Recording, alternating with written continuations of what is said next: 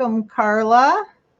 Hey, Tracy. How How are are you you? doing this morning? Carla is in Florida, Mm-hmm. and you're our last speaker this morning, and you're one of the sisters from our Wednesday Bible study, and you're a blessing to us and to many other people. Thank you so much.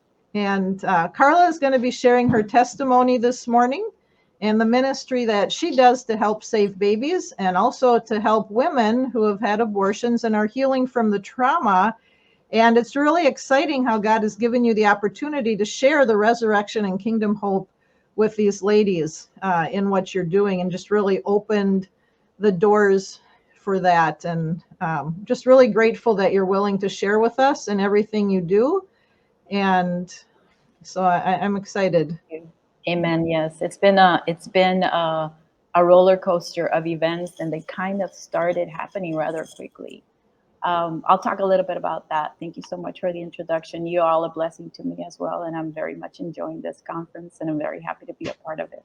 You could put the first one up So there. this one here. Yes, that's basically the organization that I'm a volunteer for. It's called Heartbeat of Miami. It's a local branch of an international organization called Heartbeat International. It opens up clinics that support women, pregnant women in crisis, and also abortion recovery. So I've been a volunteer there for, I'm going to say, about 5 years. And it is a ministry. So every woman that goes in there will be counseled, and we will share Jesus with them. Um, what they essentially do is they provide free pregnancy tests. And let me bring up the second one so you can see. Okay, so the second slide, bring it up. Yeah, please.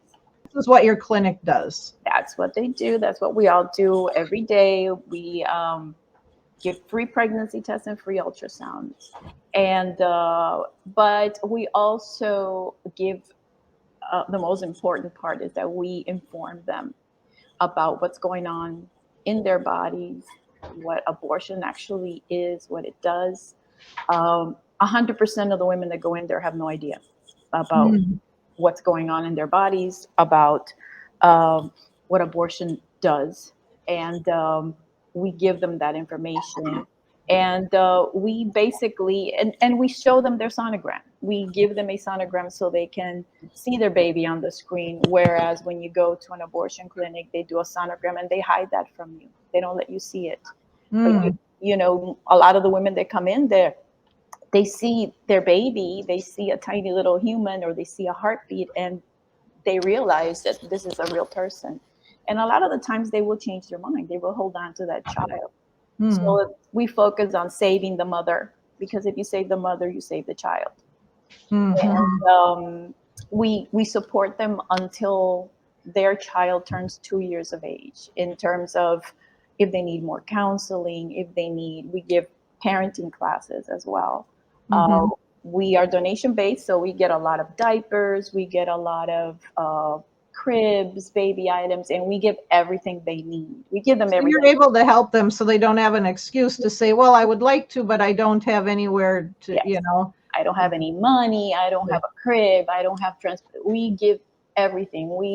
We've gone out of their way to, and we also, worst case scenario, most of the women that go there just don't want to be pregnant. That's the situation. It's an Mm. inconvenience. Some of them have real fears, but about other things. But for the most part, there's a million things that go through their head that just interferes with the ability of thinking clearly.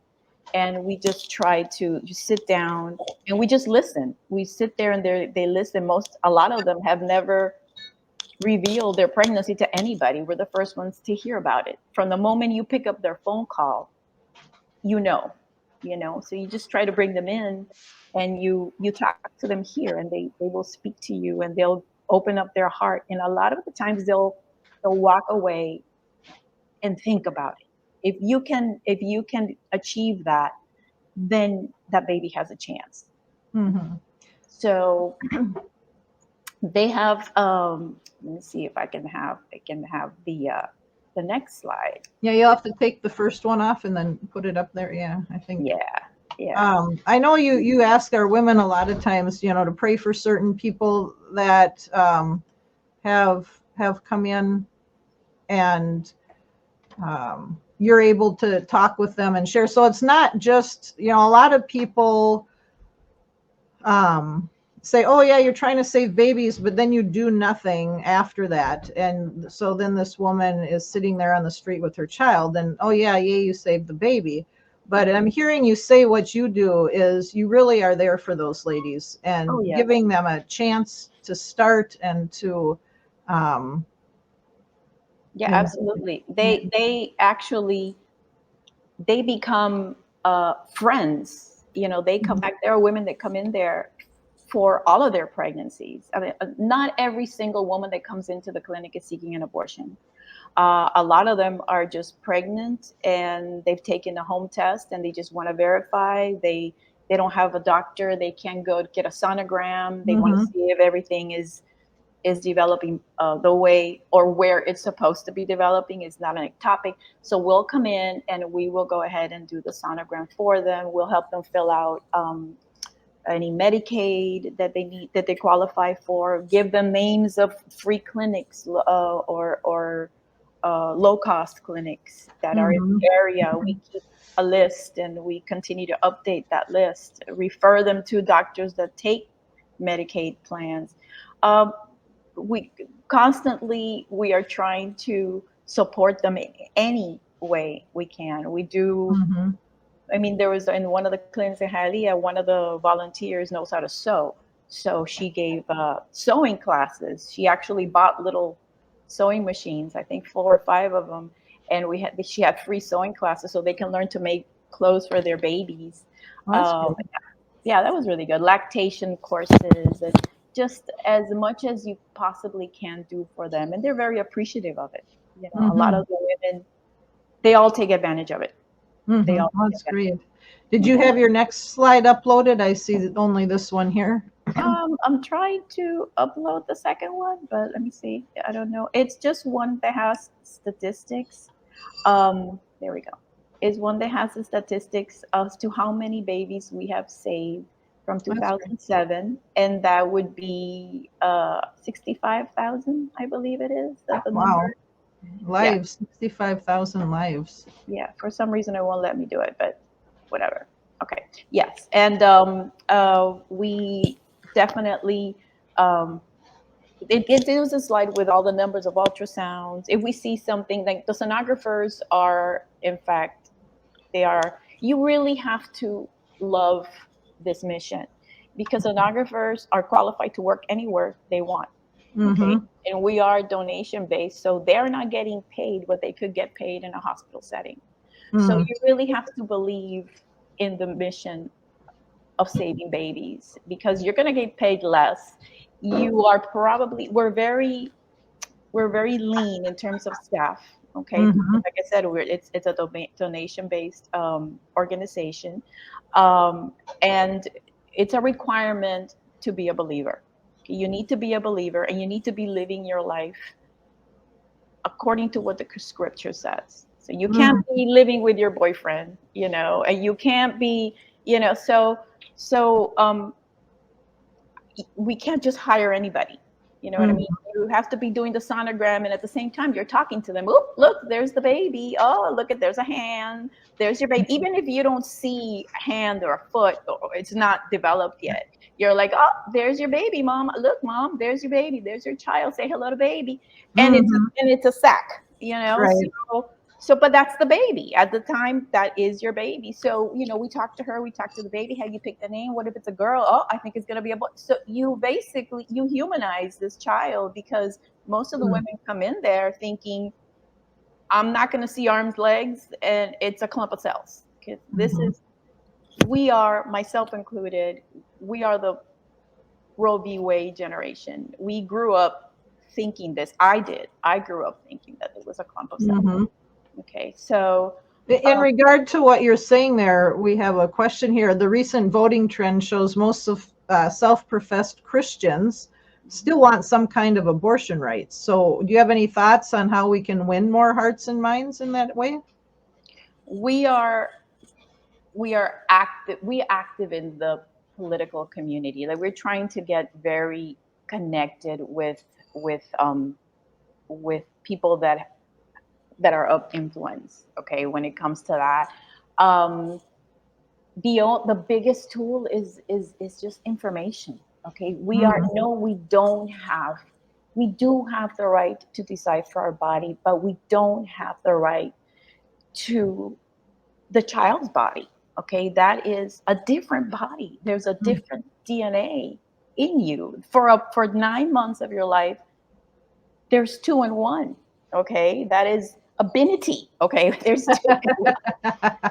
there's two DNAs in you. Okay, every human being has a DNA. You have 46 chromosomes. While you're pregnant, you can double that because there's 46 of yours and 46 of your child. You don't have the right to dictate what happens to that child. Your decision making process as to what you're going to do with your body stops the moment you become pregnant. Because once you have unprotected sex, you are giving permission to become a parent. You are giving your body permission to become pregnant and to have a child. Once that child is there, you're done. That's it. And most people just don't want to accept that. They just, well, why? It's my body. Okay, but we're not, the scripture gave us the gift of being life givers. That's it. Okay, we bring life into this world. That's our gift. Okay, that's as women. That's what the Lord did for us. We bring life. We don't take it. Okay, that's not part of the whole situation. Everything is just so skewed and so incredibly um, Roe v. Wade. It's very, you have the right to do this, you have a right to do that. And it's very difficult because even people that are non believers, okay, that follow the science, don't follow the science in this case. Okay, the science says that life begins at conception. Boom. Okay, that's it. There's even a video that shows that when a sperm unites with an egg, there's like a beam of light that occurs. That somehow it was captured by a camera, but there's like a little beam of light that just comes off, and boom, that's when life begins. Every scientist will tell you that. That's Okay. exciting. I think this needs to begin, Carla, if people are listening, whether you're parents or grandparents or you go to a church and have youth there, these kind of things need to be talked about. Mm-hmm. They need to be discussed and shared, and like you said, share some of the videos, help them to see it. You It's better to do that before you're in that position and they're coming to you and you're showing them that. It's better if they see those things before so Absolutely. they know. And like you said, if you're teaching, especially if people are claiming to be Christians, which, if you have Sunday school or things like that, youth groups, these things need to be talked about all the time, and they need to be shared. And like you said, well, you're not having sex, you're not sleeping together Right. if you're a Christian, because once you do, it's no longer just your body and your choice for you. Right, right, uh, exactly. I had a woman recently that I spoke to, um, and she said she was a believer. She said she had given her life to Christ 3 years ago, and she thought she was pregnant. And I said, okay, so are you married? She said, no. Does the father know? Well, it depends. Yes and no. They go, what do you mean? Well, I'm with this man now that I really, really like, but I think this baby might be for my previous boyfriend. Okay. So, so that they have been lied to even in their church. Okay. mm, Because they don't, they're skipping very important parts here. Okay. She believes in the once saved, always saved, all your sins are forgiven, past, present, and future. So she was a former Muslim. Okay. So mm, God brought her this far. Okay. Now she believes in Christ. But she's just so confused. There was so much to unpack in that visit that, I hope that she comes back so we can finish our conversations. And she keeps coming back because every time we do a sonogram, it's too early to see anything. So we tell her, come back in another week. So in another week, she comes back and we sit down with her again. So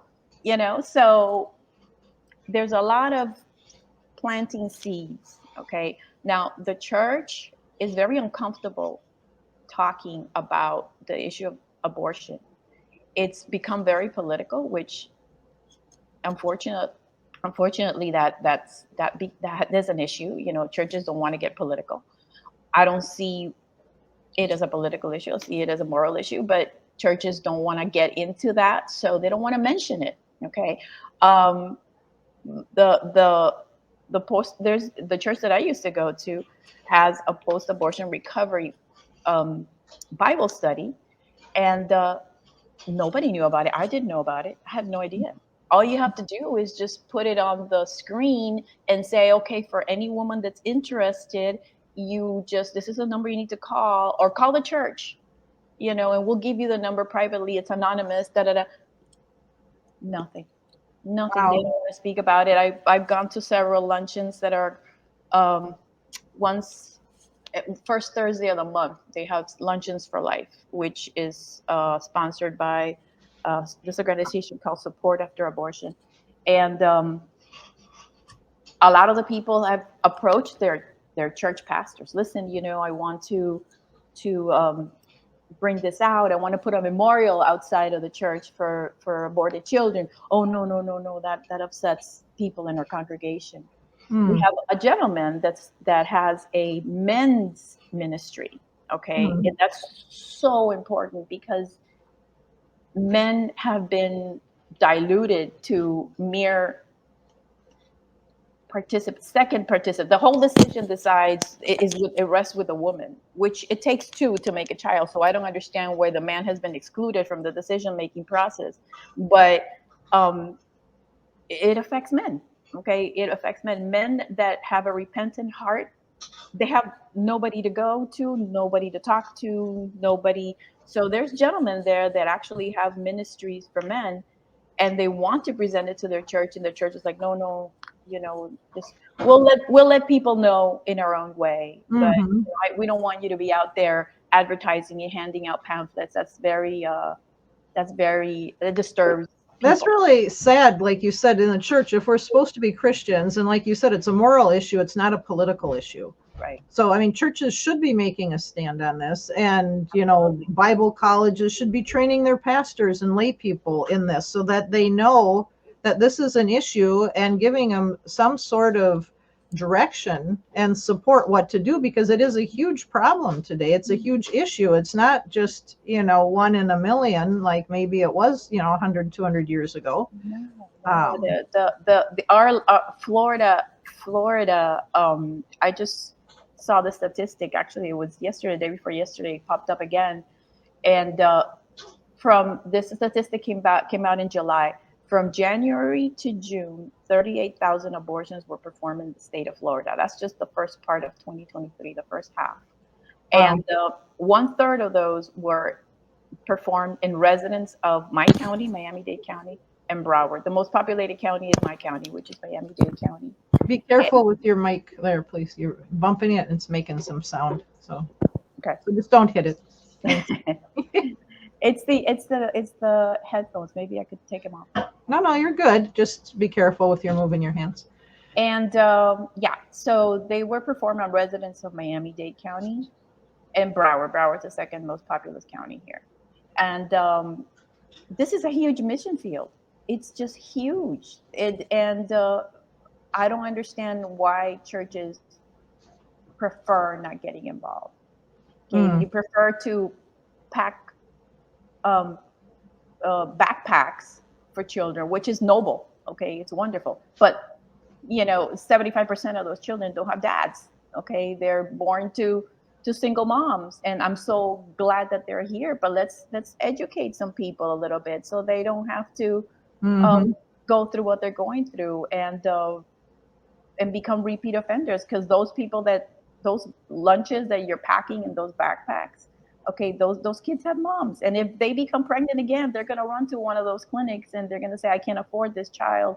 So just there's just a lot of lack of concern for that area. They rather Mm, deal with the aftermath more, mm, mm, than to get to the root problem of it. They don't mm. want to deal with that. And that's just huge.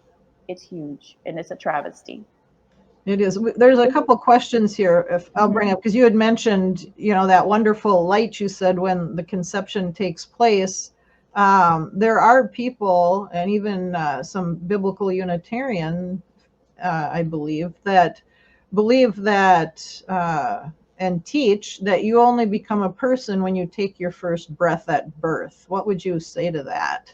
No, no, that's not true. I'd say the Lord knit you in your mother's womb, and He knew you from the first time you were conceived. That's not. I don't even see how that's even possible. I mean, that I read about that actually yesterday, the day before yesterday, that I was doing. I was working on the Bible study that I talked to you about for Mm-hmm. post-abortive women, and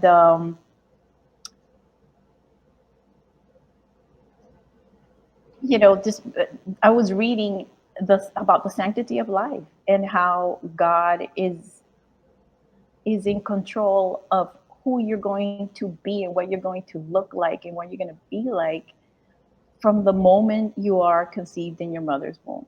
In your mother's womb, I feel that people that believe that you become a human being or a person the moment you take your first breath or you come out of the womb are the ones that are more prone to justify an abortion. Okay. Mm-hmm. And that's why they do it, I think. A child, the youngest child to be able to survive outside of mother's womb was at 21 weeks of gestation. Wow. 21 weeks, that's 5 months. I mean, you do come out with, you'll go straight into the NICU. You'll be there for a few months, but that child is 4 years old today, and she's fine. So at 20 weeks you feel pain. So this is a full human being who's just relying 150% on their mother to finish the cooking process so that she can come out and be introduced to the mother. You are a mother the moment your child is conceived. Okay, you're just waiting for the introduction. That's the way I see it. That's the way I understand it. I believe that Mm-hmm. that's the way God meant it to be. I remember, I mean, the child inside of you jumps. She hears you.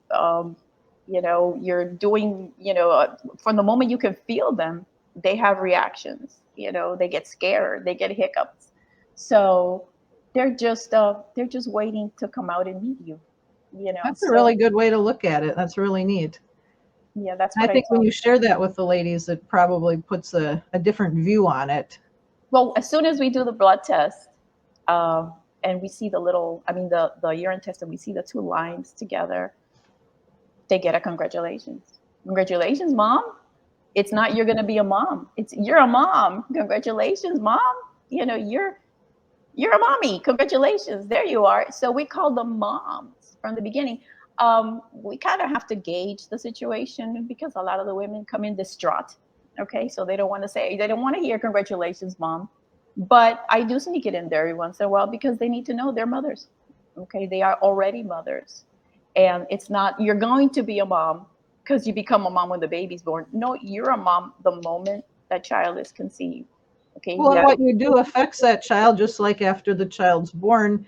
And you said, that the baby is dependent on the mother totally. Even when they come out, they are. Yes, they are. They're 2 years old and they're still depending on the mother And some of 100%. them are 20 and they are, huh? Yeah, thank you. Yes, they But, are. Yes, and they so are. where do you draw the line then when it's okay to abort your child? When Never. they're inconvenient or causing you problems or whatnot? It's never. I mean, I hear a lot, and that troubles me when I hear about incest and when I hear about cases of rape and cases of incest. Like if it's a small child, like you're 13, 12 years old, and your cousin rapes you. Those are difficult situations. I would hate to have to be the parent of the child that decides what they're going to do. But the law says that that 12-year-old child has the right to decide to have her baby if she wants to.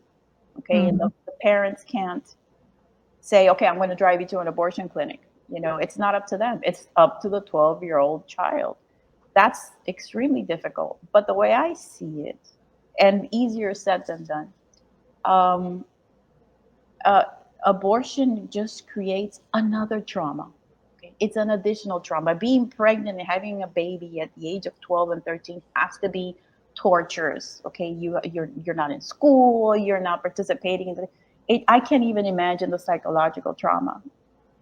But there's worse psychological trauma when you have an abortion, and it affects every part of your life. Okay, your adult life. um, if you even begin to um, understand it, I mean, there's therapy that you need to unpack years of trauma. You start exhibiting behaviors that you're not even sure why they're there, and then when you go into therapy or you go into abortion recovery and you unpack all those feelings, you realize, oh, that's what oh, that's how I And that felt. lasts longer than the 9 months you would have been pregnant. Oh my gosh, absolutely, absolutely. It's behavior modification. Imagine this happens to somebody when they're 13, 14. That's when you start. Okay, so you realize when you're in your 40s, you've got 30 something years of doing the same thing over and over. Now you're treating a damaged adult. Okay, and it's just versus trying to work with the families of those kids that are, let's say, trafficked. And now there's a lot of child trafficking, a lot of sex trafficking, and a lot of human trafficking. So we're prepared to see a lot of that. A lot of young pregnant girls, 14, 15. Um, we try to we have we're implementing, we're working on it because we're not seeing a huge amount yet. But try to work with the parents of those young girls and see how we can give them psychological help so that they can carry the term, perhaps give that child to a family that wants that child, and um, and then work on the psychological aspect of that child during that time and after. Because I feel, and this is just my opinion, I've never experienced, and I don't have a child that's had that situation, but once you give birth to a child and you give it to somebody else, the Lord has a way of turning your tragedy into a testimony, and you become a blessing to somebody else. And I think that's what stays with you the most. Yes, Mhm. I was pregnant at 13. Yes, this happened to me, but this is how it ended up. This is how it ended. This was how the story ended. It didn't end in me killing my baby. Okay, it Mhm. ended up, the baby lives, and some other family is happy because of something horrible that happened to me, but it blessed somebody else, and that blesses you instead. I know as a parent, you don't want to think of your child having to go through all that, but I think that if there was counseling for it, and treatment for that, maybe, just maybe, that we'll get there. There's just Mhm. so much Mhm. to do. Do you have testimonies that show anyone that has come into your clinic, maybe who's been raped or anything like that, and the mothers who kept those babies and came out of that trauma, but they see now that those mothers or those babies are living happy lives? Personally, I did talk to somebody. I did talk to somebody who came in and she was pregnant, and she, the first time, I believe that she was raped by a family member because child services was there when she gave birth to that child. Okay, and the second time that she came in, she had had one abortion after that. The second time she came in, she was pregnant and she was keeping that baby, and she spoke of the trauma, uh, but not in a way that led me to believe that she was still living in it. Okay, Mhm. and this is not a believer. Okay, this is Mhm. not a believer. This is just a woman that happened to have an experience, a rape experience. But she did say that Child Protective Services took the child, and the child is living with a family now. And that, I think that's what made her seem calm. She was calm. She was not in a panic. She was not crying. She was relieved. I guess maybe that's the way that I could describe. She was relieved that that's how the whole thing ended up happening. So that was the only one. I didn't press on the past very much because a lot of them are not comfortable talking about that. Um, but she didn't have any trouble talking about the fact that her child was alive and living with a family somewhere, and that's a Mhm. that A was good thing, right? we do have, Another, oh, go yeah. ahead. No, we do work with attorneys that will place the child in a Christian home. Okay, it's important that they stay in a Christian home. So if somebody comes in and says, oh, I don't want to have, I don't believe in abortion, but I can't have this baby, immediately we talk to them about adoption. Okay, and that's a very, it's a very noble thing. It's a huge benefit for everybody. It's a huge blessing for everybody. And if they want an open adoption, they can have an open adoption. That's something we can work with. Mm-hmm. So, Mm-hmm. Well, that's good. mhm. Another question here, and so I know some people when they do different things, you have to sign a statement of faith. Unfortunately, a lot of times, I know my brother-in-law wanted to help men with problems with pornography, but you had to sign a statement of faith, and he's like, I can't do it. And unless you have some more to share on what we were just talking about, I know, like you said, the post-abortion work that you do, you're now able to share your faith because you have been open with your superiors there. But do you need to sign statements of faith or say that you believe in the Trinity or going to heaven or hell like a lot of the organizations do? Do you have to deal with this? And how do you Not deal with it? not in Heartbeat of Miami, no. They if you tell them, there's a huge application where they ask you all these questions. Mhm. Do you believe in Jesus as the Messiah? Yes. Okay, do you that's the basic issue. Do you believe in this? Do you belong to a church? They're big with that. Okay. Do you belong to a church? Which church? Can we contact the pastor? Are you living a Christian lifestyle? Like, if you're married, are you living with your husband? Or if you're not married, are you living alone? Are you keeping your, so that kind of stuff, yes. But they never really asked me to sign any. They can't really, at this moment, they can't really be that picky because honestly, the women that work there are incredibly passionate about what they do. They give their hearts every single day to these women, to save women, and you bring it home. You bring some of that home. I can't believe I have been thinking of this person. I need to call. I need to see if a lot of these women are just homeless. They call you when they can't pay rent. Oh, I'm pregnant and my husband kicked me out and I'm in a hotel and what do I do? And we're not supposed to do it, but a lot of the times we'll collect, people take money out of their wallets and, so it's very, it's a work of the heart and not a lot of people are willing to do that. So they're very, like I said, they're very lean, in terms of employees. We rely a lot on volunteers, but we don't have a ton, and the volunteers have to also be living a life that is biblical. It's scriptural. They have to be It's like, yeah. believers. They have to be, but they did not. I didn't have to sign a statement of faith. Thank goodness. That's good. And so you were sharing, like you just mentioned a little while ago, what you're preparing. So another ministry that you do is helping with the trauma of women who have had abortions. Hmm. And could you tell us a little bit about what you do with that? And then, you were asked to do this and you said, yeah, but I can't be sharing, your babies in heaven because I don't believe that. And you were given permission to share the truth.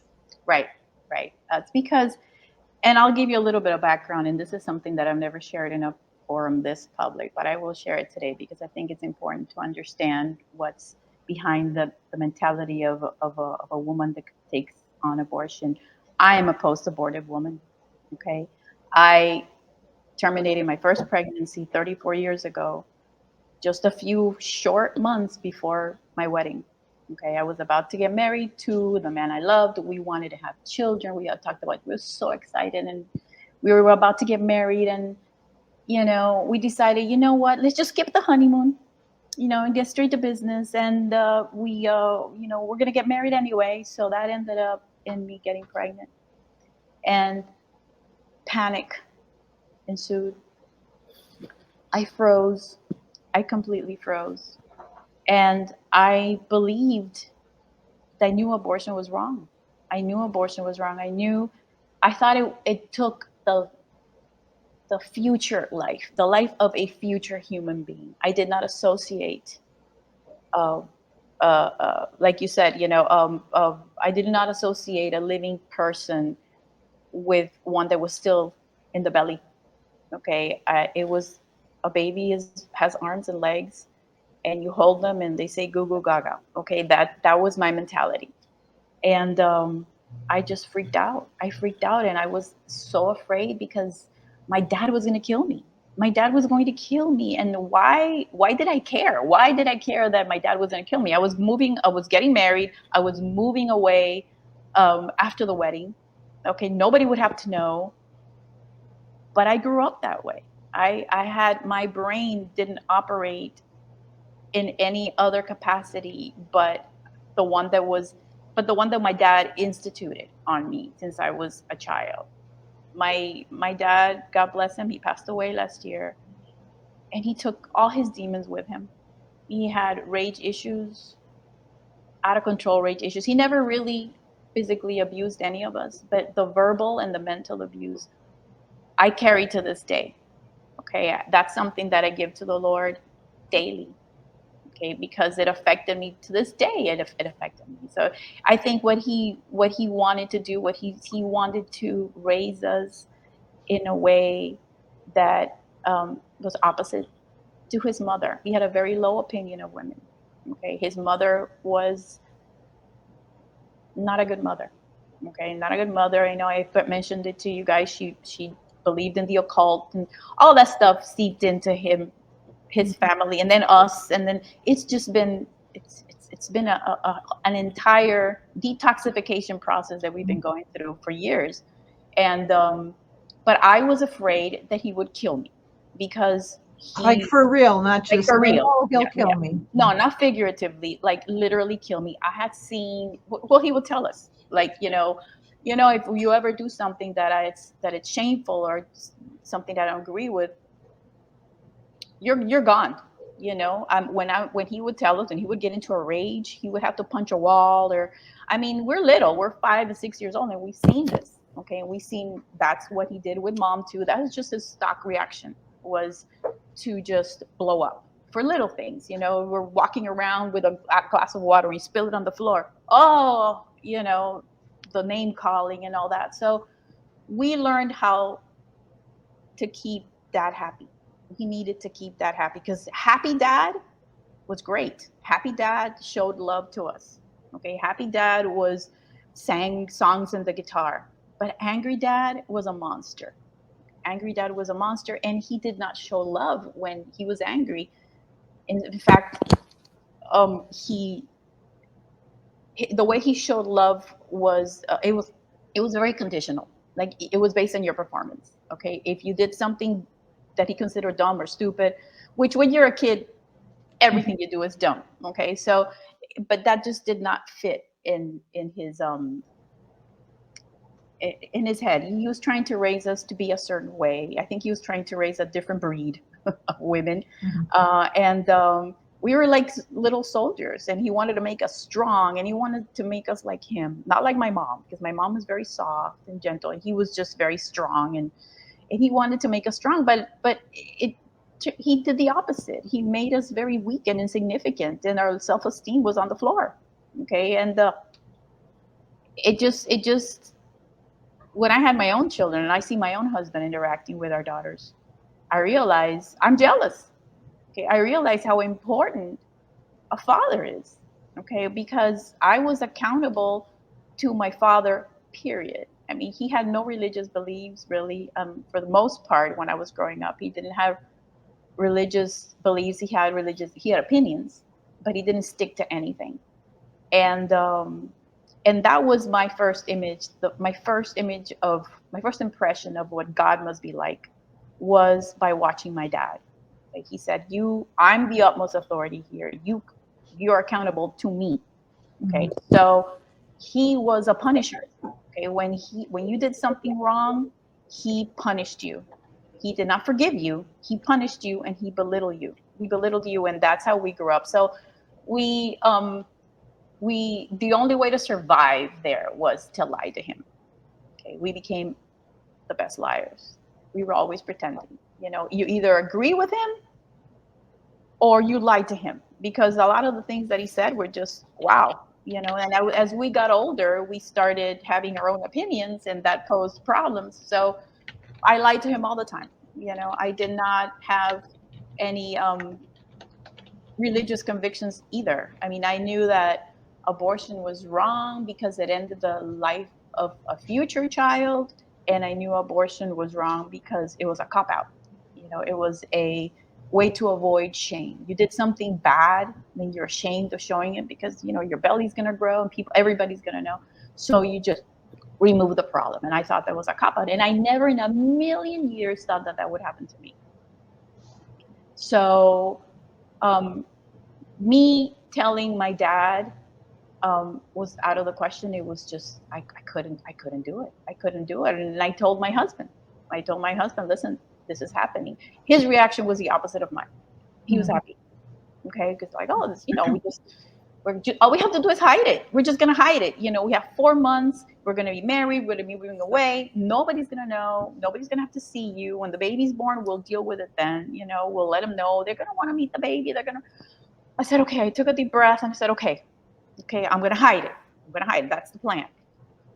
Well, that was troublesome. That was not something that I was able to do because all my pregnancies have been huge. Okay, the first thing that I lose is my waistline, and I started gaining weight from the beginning. I was bloated every day, and that same week that we decided, the next week that we decided that we were going to hide it, I had a fitting for my wedding gown.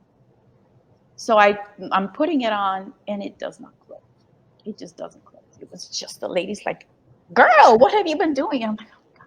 My mother was with me. She's looking at me weird. I was shaking. I became nauseous. I went up. They were going to alter the dress again, just let it out. I was tiny at the time, like 104 pounds or something like that. And I gained like 8 pounds or something. It was ridiculous. So I went home and I cried. The fear that I felt, I couldn't function. I could not function. I literally threw up. And well, my husband, he saw how I was, and he did what all men do today, which is, I'll support your decision. If this is what you want, then I'll stand by you. We'll have more kids later. And I made my appointment. Uh, Mind you, when we were going to keep the baby, we had the plan of keeping the baby. I said, okay, well, that week I looked up a lady in the phone book. I went to an OBGYN, and because I wanted to know what to do. I've never been pregnant before, and I wasn't going to tell anybody. So I went to this OBGYN's office. I told her, look, I have this test. And she said, okay, I have an ultrasound machine. So he did an ultrasound, and she zeroed in on the little sac. I had a little sac. And then she zeroes in, and there's pulsations. So I saw my baby's heartbeat. I just didn't put it together. It didn't register, So I saw my baby's heartbeat. And to this day, I see my baby's heartbeat. I never forgot that. Um, I knew there was something going on. I didn't see arms and legs. It was the little kidney being looking.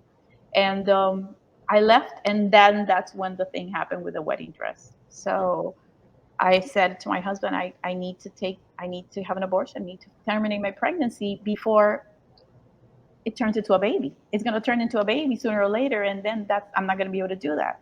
So in my mind, this was not a baby, And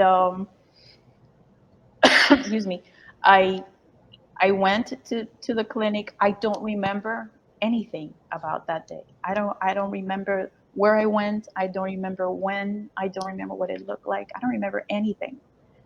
I It was such a traumatic experience. It's a coping mechanism because it happens sometimes with some of the women that we see. You just erase it from your mind. I don't remember a thing. I just know that I went somewhere. My husband was with me, and he was with me when I came out.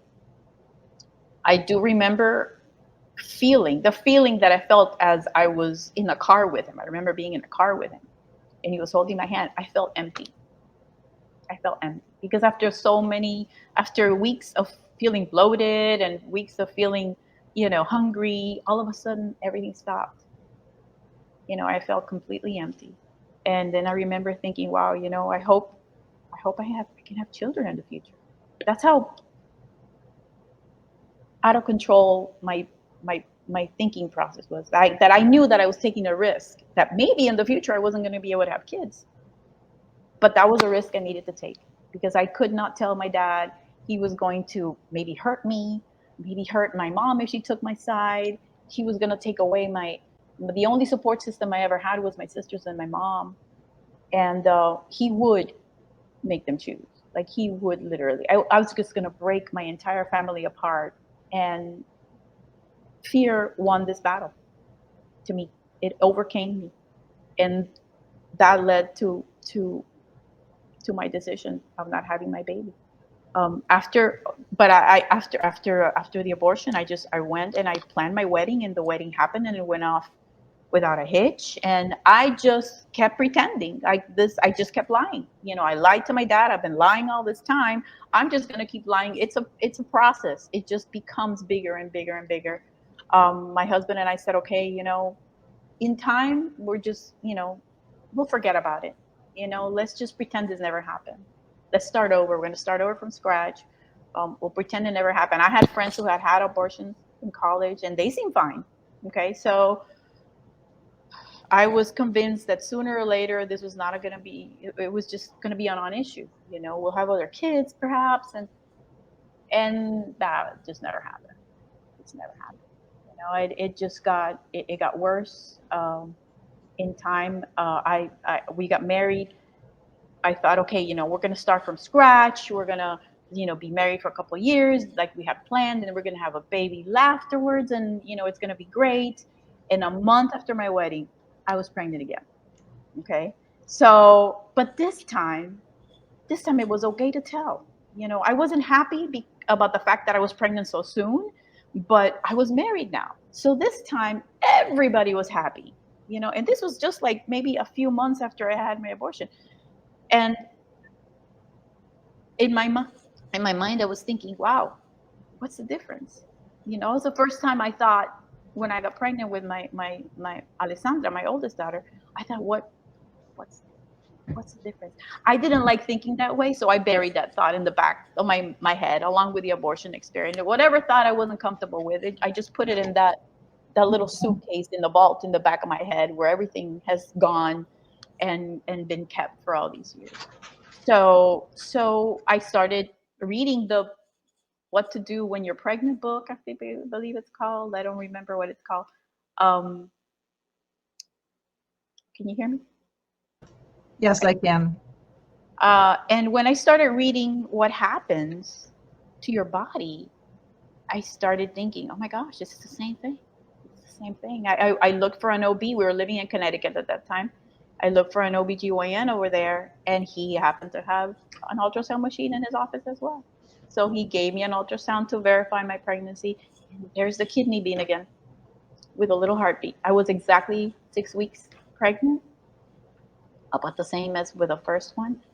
And I looked, and I didn't like the feeling that I was getting. I was like, it's the same thing. What's the difference between number one and number two? The only difference was me.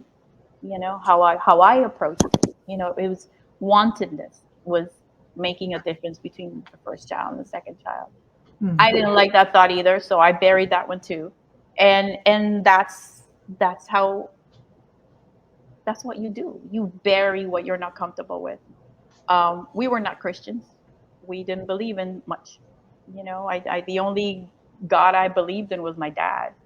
And but when I had my daughter, I wanted her to be a good person. I think, well, what am I going to teach her? I don't want her to be accountable to me, because that doesn't work. Okay, I was accountable to my dad, and look what I did. Okay, I want her to be accountable to something much bigger, not just me. So all I had to do was say that. Okay. And the Lord heard that. Mm. And a few weeks after that, I was introduced to the most unorthodox preacher I had ever met in my entire life. He was an evangelical man.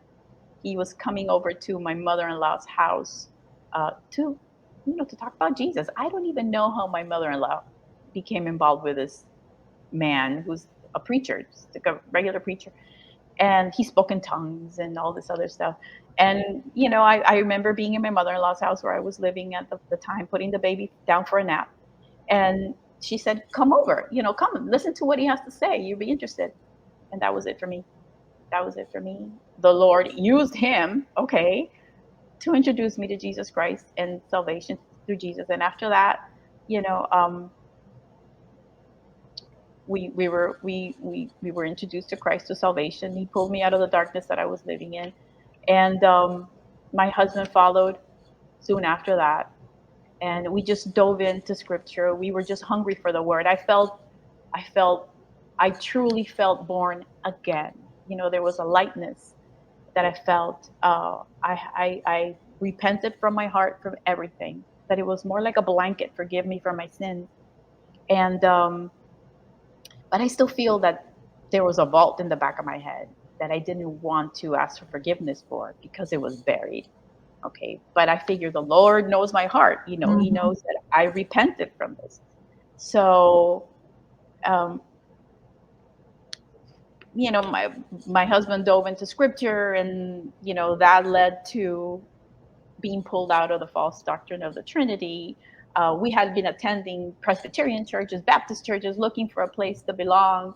And but when my husband found, he wanted, when Juan wants, when he gets excited about something, he needs to spread the word. And we became saved, and we were light, and we were happy. So it's like we have to spread the word. And he tried doing that. He was he was a pilot at the time, and he's preached Jesus to a pilot, and he said, "Well, I don't believe in three gods. You have three gods."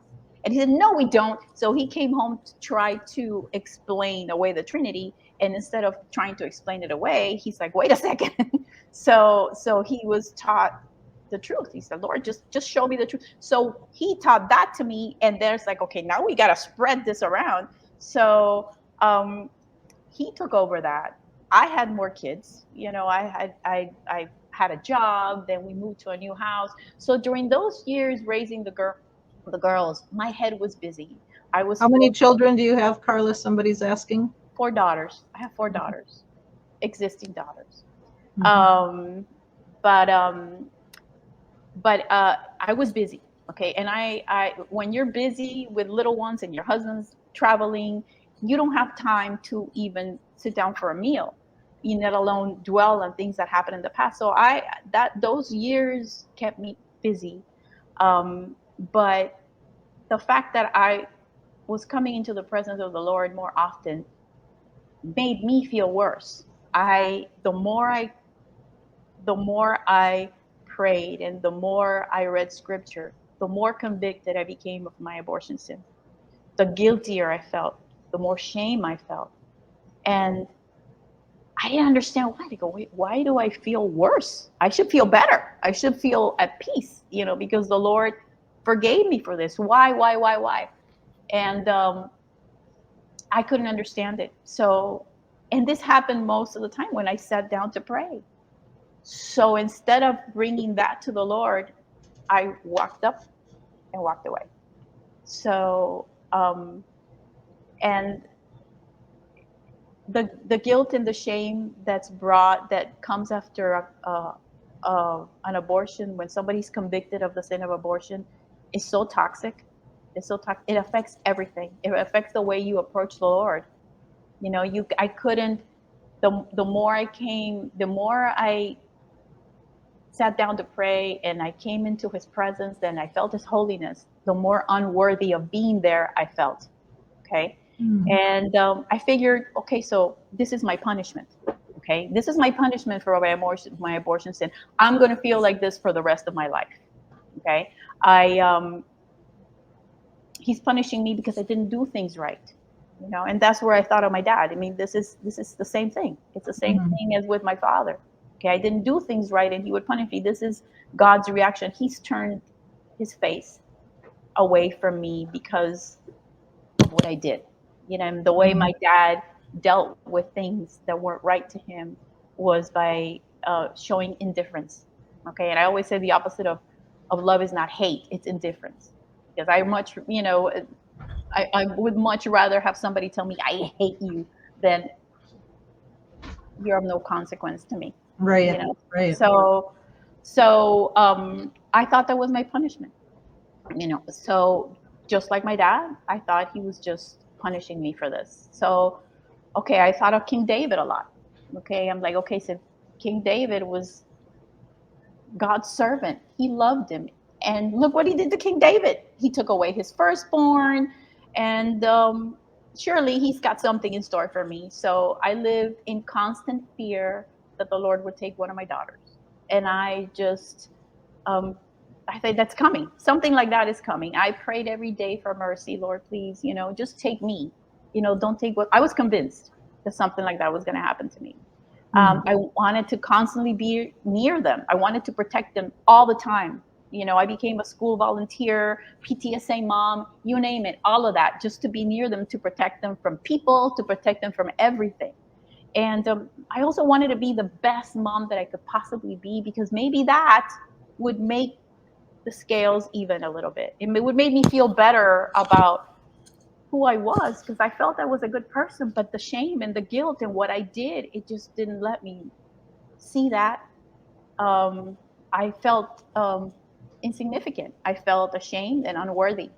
And so I started trying really hard to just be the best that I could be. And maybe, you know, by other people seeing that, then I will probably believe what they were telling me. Oh, you're so dedicated. Thank you for all you do. And, you know, maybe that'll make me feel better. But no, nothing takes away the shame and the guilt of what you've done when you've done something like this. So this pattern went on for decades, decades, and I constantly the thought of the little kidney bean kept popping into my head, and what I did kept popping into my head, and the enemy took full advantage of that. You know, every time I would sit down to pray, I could hear it. What are you doing here? You know, he's not going to hear you. You're not worthy. You know, murderer, you're a murderer. You know, do you realize you're a murderer who did something so shameful and you know it? So instead of taking that to the Lord, I would my prayers became shorter and very diluted, and I would just walk up and go. And I heard those voices very loud, and I believed them. Okay, I believed them. What kind of mother does this to their own child? Me. I'm the kind of mother that would do that to their own child. A Christian supermom. Me. I did it. And you're able to share this with the ladies that come in that are experiencing some of this same feelings and Yep. Yep. Yep. trauma. Because eventually some women, Tracy, feel regret right away. They feel regret immediately. I didn't. Okay. I felt relieved that it was over, because I But thought, you okay, said that's kind of because you were uneducated, and in your mind you were thinking it's not a baby until it comes out. You know, right, you're taking away that future of that child, but you weren't thinking of the right. child. And so a lot of people may think that way, like you said, that come into the clinic, they don't even understand what's in them. No, but we explained it to them. You know, I had enough time. It took me 30 years when I wanted to volunteer for Heartbeat of Miami. I filled out an application, and they ask you there, have you ever had an abortion before? I said yes. Okay, so then before you become a volunteer, you need to take this post-abortion recovery Bible study. And I'm like, why? Why do I have to do that? I already processed it. The Lord forgave me. I don't want to rehash anything. It's locked up back there, you know, and I don't want to bring it up. But I consulted Juan, and he said, you know, you should go, you know, and not, you know, if you don't like it, you just go one time and you leave. So I went, and for the first time in 30 years, I was able to. The Lord brought me full circle. Okay. That Bible study to me was instrumental to be able to confront what I have been going through for for 30 years. The Bible study is called Forgiven and Set Free. The facilitator conducted it in her house. I was very uncomfortable through the whole thing. There were three women. One of them was pregnant, actually. Three women were taking the Bible study. I was the only one that didn't remember anything about my abortion experience. The other ones did. The other ones, the last memory of her child was her flushing it down the toilet because she took the chemical abortion. At the time when I had mine, that didn't exist. She did the chemical, and when you do that, you have to flush the tissue down the toilet, and that was, you should remember that. Okay, a lot of women go to drugs and alcohol and very destructive behavior. I went the overprotective supermom route. Works. I have to make up for what I did. I have to make up for what I did. But I realized when I took the Bible study that no, that the Lord had forgiven me. It's just the heaviness. It's the type of sin there. I do believe that God is going to demand an account of anyone who sheds human blood. It's a given. That I know that. But the shedding of innocent blood is, there's that wording in Scripture. Okay, that's the Proverbs 16-19. It does say the 6 things which the Lord hates. Yes, 7, which is an abomination to him: haughty eyes, lying tongue, and hands that shed innocent blood. And it continues on, and that's what I did. Okay, King David, when he was confronted by the prophet Nathan about his sin with Bathsheba, he was forgiven, and then he wrote Psalm 51. Okay, so he asked the Lord to blot out his iniquities. Then I will teach your transgressors your ways, and sinners will be converted to you. Deliver me from blood guiltiness, O God, the God of my salvation. Then my tongue will joyfully sing your righteousness.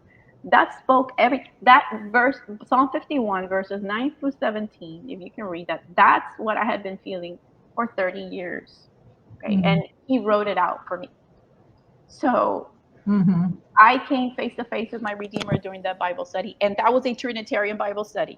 Okay, that Bible study taught in the most important chapter. It taught that your children were in an orphanage in heaven. Basically, they were with the Lord, waiting for us to come up there so that we can hug them. I read that, and I just kind of like scratched it off. And I didn't need to know that or understand that or accept that to come full circle and be healed. Okay, that's in fact, the sin of abortion is, I believe, one that you need to take up specifically and prayerfully before the Lord, because the guilt that comes with the shedding of innocent blood it's toxic. It infects every part of you, the way you think, the way you react, the way you talk to people, the way you see people. I saw the way I saw my dad, the way I saw my mom. It affected everything. This Bible study allowed me to give my child, to acknowledge that my first child was my first child. I didn't think of that um, at the beginning, but after the Bible study, it gives humanity to this little baby. You're given the ability to grieve, which this is a secret that you keep so deep inside of you that you're not allowed to grieve. Okay, Mm-hmm. because first of all, because you caused it, and second of all, because it's a secret and you can't tell anybody. What's going on, why you're so sad all the time. Every time I would come home, my husband and I would go through what I'd studied that night, and we kind of sort of took it together. And you're asked to name your child. Okay, that's really difficult. You're asked to name your child, so we picked a name together, and you give her the dignity of acknowledging her existence. And I say she because I feel it would have been a girl. So um, the whole Bible study culminates with a funeral service. Okay. And you lay a flower down and you bury your child and you mourn your child. Mm-hmm. So that's where I am now. And I will do anything that God empowers me to do to keep another woman from going through what I've been. Okay. It's very, excuse me. It's If I very, were, I'd give you a big hug. it's to this day. I mean, I think about it, and I just would have done so many things differently if I had, you know, a little guidance. Sometimes I wonder if there had been somebody who had told me, Carla, you can get a bigger dress, a bigger wedding dress. Why didn't I think of that? If somebody had sat down with me and held my hand and heard me cry and heard me talk about what's going on with my dad, and maybe I wouldn't have gone the way I went. There would have been a chance, but I didn't. But we can do that for other women. We can sit there and we can hold their hand and we can listen to them. And we can tell them, look, do you want me to talk to your dad? Do you want me to bring your dad over here so we can talk to him? Do you want me to get on the phone? Because we will do that. Okay. Because it's not, sometimes it's not that clear cut. There's a lot of real fears, and to some others, no, we use it as birth control. But to some women like me that regret it from the every fiber of my being, you can make a difference. And I will do anything to prevent somebody from doing that. I will share my testimony. I will talk to, and most of all, now that door opened for me, the door of post-abortion ministry. The lady that was in charge of the program at Heartbeat of Miami moved to Orlando or Kissimmee or something like that.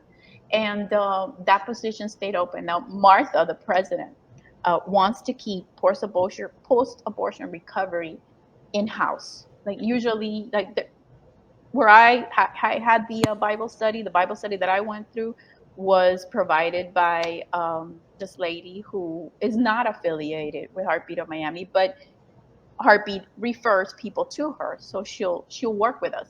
But she wanted to have a program in-house that we could say, okay, to our clients, we offer this. Do you want to take it? And this lady left, so she asked me to step in. Then I told her, listen, when I took the Bible study, the last chapter to me, it's not going to happen. Okay, I co-facilitated other abortion recovery Bible studies, and when it gets to that part, I would tell the facilitator, Jeannie, she left. I go, listen, I'm going to be absent during this period because I don't believe in this. Okay, I don't believe that children or we go to heaven when we die. Period. And I spoke to you about Anali. There's a sister there that works or used to work with Heartbeat of Miami. She was co-facilitating, and she heard me saying that to her, and she reached out to me afterwards, and she said to me, I believe the way you believe. I believe what you're saying is true because the Bible talks about the sleep of the dead. It doesn't say we go to heaven. And I go, thank you. So I told Martha, I don't believe in this. I'm not going to preach it. I'm not going to teach it. I'm not going to advocate for it. If you still want me to do it, I will happily do it. But that chapter needs to be rewritten, and I'm not going to share it with the ladies the way it's written. Do whatever you want. She said, the most important thing is that they know that Jesus is the Messiah. That's all you need to know for salvation. I said, okay, let me move with that. Okay, I'll go with that. So that's where I am right now. As I've shared with you, I am in the process of rewriting the chapter. The Bible study is not perfect, but it worked for me. Okay, it worked for me. And what worked for me is that it forces you to recognize your sin. It forces you to read scripture and what it says about forgiveness, about life, about who God is, about all these things. It forces you to come face to face with your Redeemer. And that's the most important part of the Bible study. The Bible study is not to teach doctrine, it's to provide healing for women. But I am not going to read false doctrine to them either. So I told them this is what's happening. So maybe one day I'll write my own Bible study. We'll see where God takes me. But for now, we're just rewriting that chapter. And hopefully I can have the first one, the first Bible study facilitated by me in January. I'm looking at January. Well, that'd be a blessing. And really, Carla, it's such a better hope to know that somebody's dead you know, even if it is your aborted baby, but to know that hope of resurrection, because we know in the second resurrection, you're judged according to what you've done. Those babies have done nothing. They've done nothing. And I believe that they will be brought into the kingdom, and I believe that you will Right. see your child. I believe that wholeheartedly. That's my hope. You know, I you know that I think I did mention to you that after the Bible study, the facilitator that I took the study with gave us an extra book, okay, to read. It was called "I Will Hold You in Heaven." Okay, Mhm. that's the name of the book. I threw it out. I didn't read a thing, you know. And then she asked us to come back and discuss over donuts and coffee. Well, I went for the donuts and coffee, but I didn't. I told her I didn't read it because I don't believe that we go to heaven. You know, I believe my child is napping, okay, Mhm. waiting for the resurrection. Okay, that's fine. It's not a big deal to them. You know, I mean, maybe at the time she didn't make a big deal because we were all having donuts and coffee and discussing how the other ladies did subscribe to that. You know, they were discussing how she imagined her daughter in a lavender field and so on and so forth. And that's what the book talks about. So, but I didn't read the book, so I didn't partake. So I told Marta, I'm not going to read the book. I'm not going to give the book. I'm hoping I can give literature to them that talks about the kingdom. That's what Mhm. I want to do, you know. And then maybe I can ask them to come back and discuss. That would be fantastic.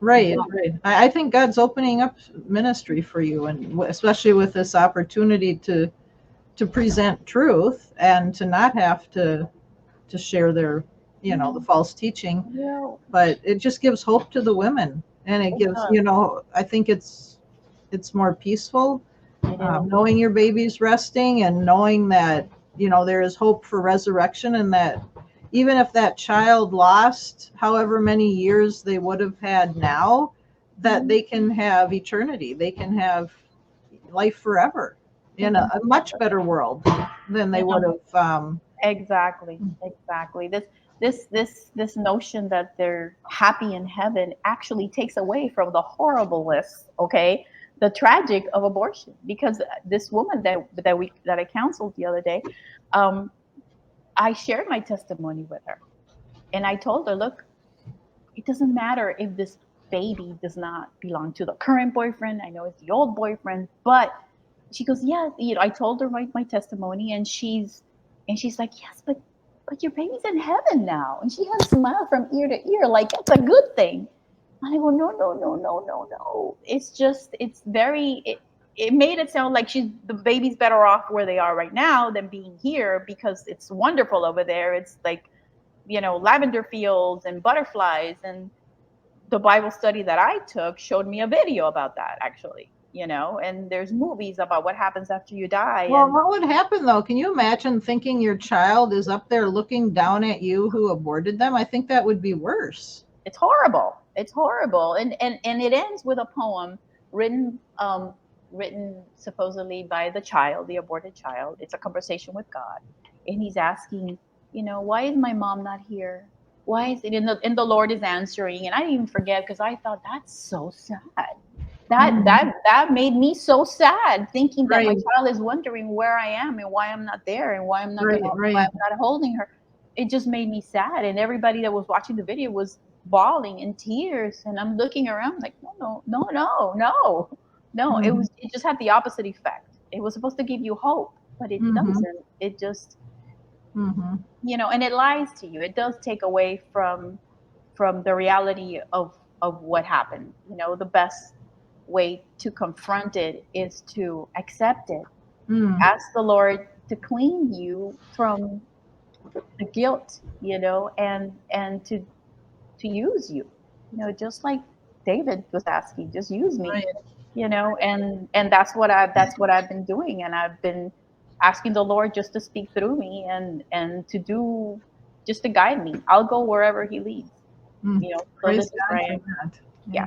Well, I think, like you said about David, Carla, God forgives you, but you need to Mhm. forgive yourself. Yeah, that's a big And deal. looking at David, he Mhm. was on his face before God, but once God, you know, allowed that decision, he got up, Mhm. washed, and he went about his life now because he could Correct. do nothing more about it at that You could point. do nothing more about it, you know, and And that's just it. And you know, when you when you try to fix it yourself, you get into another hole, and there's nothing you can do to make up for it.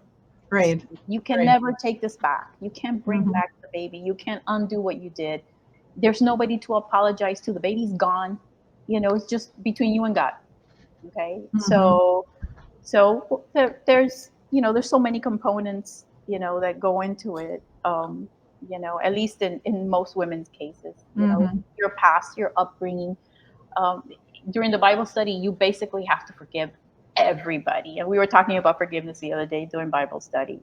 And these people don't feel like they did anything wrong. But in order for you to move on with your life and remove the toxicity and the guiltiness that comes with the shedding of the innocent blood, you do have to forgive everybody that's involved, whether they Mhm. know that they did anything wrong or not. And that Mhm. included the clinic, and that included my dad. My dad never found out about this. He passed away not knowing anything. I never would have told him. It Mm. just Wow. yeah. Just recently, I told my mom. Just recently, I told my mom, like maybe last year, and my sisters. Mm. I just felt that they needed to know because they have Mhm. daughters, and I told my daughters too. My daughters need to Right. know. Right. Well, I really appreciate you, and I know I'll pull up a few comments here. People Sure. have really been blessed by what you've shared, and hopefully, I think that your testimony here and what you're doing will bless a lot of people in the future um, that are watching this, because there are so many people that you don't even know about. That, I mean, somebody in my childhood too was wanting to have an abortion, and it was because of the Catholic Church. Her friend took her there, and they watched a video about how it was killing the baby, and she decided to keep her child. And we need that in our churches. Mm-hmm. We shouldn't have to be going to a Catholic church to hear this. And so we're hearing it from you. And I do think God has big plans as you're continuing to develop this ministry, and um, just sharing that hope of forgiveness and healing, and not only in that, but just in your life, that what Jesus can do. Jesus can Absolutely. heal this, no matter the trauma that we've been through, and we have that hope. And if it is somebody who's had an abortion, there is hope for your child. Yeah. And you need to get your life right, would be another aspect, so that you can be there with your child in that kingdom. Because Amen. Amen. We all, every woman that comes across our clinic gets to hear about the Lord. mhm, Every single one of them. We do get some true professions of faith. We do gain some. Now, I would like to impact that bottom line as well, because I want to tell them exactly what, amen, true true hope, so yeah. what I do is I just use the opportunity to plant that seed, and then just let the gardener water it. Right. And if they're open, if it's good soil, God will bring them back around. They Like will, you and they'll said. call me. I'll tell them, just call me. One time I give them my cell phone number. You're not supposed to Right. do that, but they'll call the clinic and they'll ask, "Is so and so there?" Mm. I had one just last week. She Mm. wanted she wanted to come the day I was there because she wanted to talk to me. I Well, said, praise okay. God for that. What a blessing, Carla. Yeah. So I'm happy, and I'm happy that my tragedy might be able to help somebody else. That makes me happy. Okay. Right. I Right. can't take anything away. I can't Mm-hmm. change anything, but Mm-hmm. maybe somebody like me, a Christian Mm-hmm. supermom. This is a big secret. Right. A Right. lot of women that won't come out with it, but Mm-hmm. here Well, I thank am. you. Thank you that you have. And Nancy, our sister from Wednesday, says, bless you for sharing your story. You're a blessing to many people. Brother Robin here, great testimony. We need that kind of empathy on so many things. Amen. Yes, That's for sure.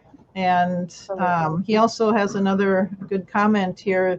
The baggage, especially shame, we carry around from childhood, and that can profoundly impact our decision making abilities as adults. But as you've done, we need to take responsibility for those decisions. Exactly. And Amen. Absolutely. this is interesting that Carlos shared. The biblical word brephos is used for both unborn and born children, as well as infants. So Mhm. it's the same word. It's all a baby, as you said. It's all a baby. It's all a baby. Absolutely. Mhm. You know, and if we could just change that mentality in women today, it would make a huge impact. Huge. Mhm. I can't stand watching women celebrating, oh, abortion's legal in our constitution. I can't stand it because I look at it and I see them, gosh, they don't know anything. You know, the ignorance is just huge. It just, if they only knew, maybe it would make a difference. I don't know. You know, today's society is a little more callous, but Well, we know it's getting worse. It says the love of most will grow cold at the end. And I mean, it's starting right here with your own children. yes, exactly. And Michelle's comment here, I think, is what you and I have been talking about. And I think where you feel that you're being led, it's a mission field. It is. And, you know, and that's the hope of the conference here, for people to see that you don't have to be, you know, going to some foreign land or a pastor, an evangelist or whatnot. There are so many things that we can be doing because of what we've been through in our life, Absolutely. and that we're able to do that. I mean, it's sad that people have gone through things and have trauma and whatnot, but it does make you able then to be able to be empathetic and to be able to share. And it opens doors for you that wouldn't be open for anybody else. The Lord will bring them to you. I believe that wholeheartedly. You Mm-hmm. know, he will present an opportunity to you. He will. Even my daughter has friends. They go, Mom, you know, so and so. I go, bring her. Just bring her. I'll talk to her. You Mm-hmm. know, don't feel that you can't share my story with one of your friends. Right, right. If it's Just going bring to it. help save somebody, yeah. I mean, and when they know it's happened to somebody they know, it's a real person. It's not like you're just reading a book. Yeah, I was afraid of what their reaction was going to be when they found out about my story, but I really wanted them to know because I don't want any of them to ever think that I'm going to judge them if they make a mistake that way. I Mm-hmm. want them to know that we'll get through it, okay? But they're Mm-hmm. never going to lose my love or my support or my help because they make a mistake Right. of that magnitude. So I told them, and they thanked me. They actually thanked me. I was a little afraid of what the reaction was going to be because I was very protective of them, and I've been a Mm-hmm. strict mom.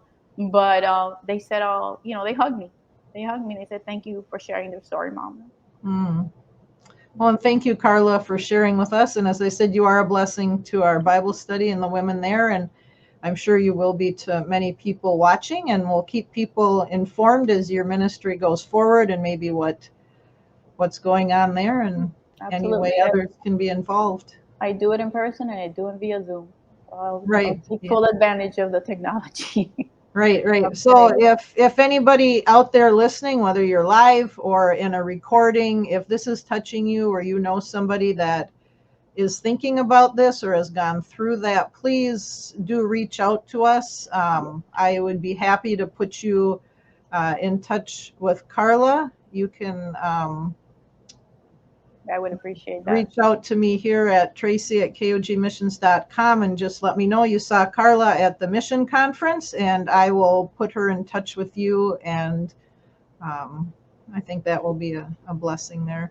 Yes. So thank you, Carla. Thank you, guys. Appreciate you. and Thank you so much for and having me.